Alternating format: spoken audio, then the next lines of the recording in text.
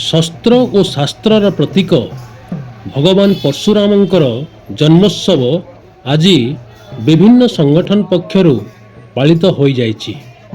एही अवसर में संबलपुर सहरर परशुराम छकठारे विभिन्न संगठन सदस्यगण उपस्थित रही भगवान परशुरामंकर पूजार्चना करने सह माल्यार्पण करथिले।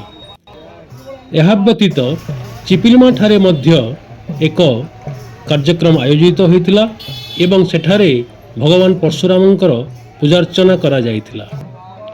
भगवान परशुराम जो 10 जन महानुभव महापुरुषंकर चिरंजीवी रहिछंती बोली कहा जाए, सेमानंक मध्यरे अन्यतम भगवान परशुराम।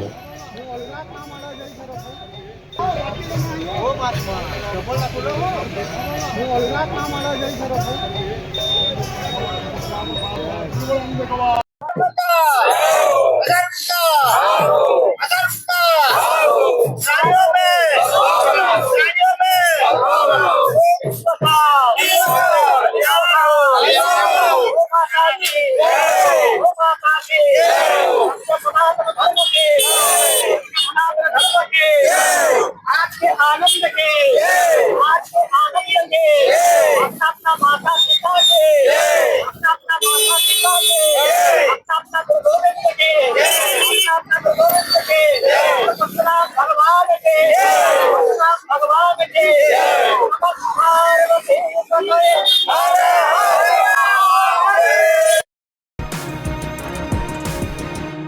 राष्ट्र सर्वोपरि, राष्ट्र प्रथम, सदा सर्वदा।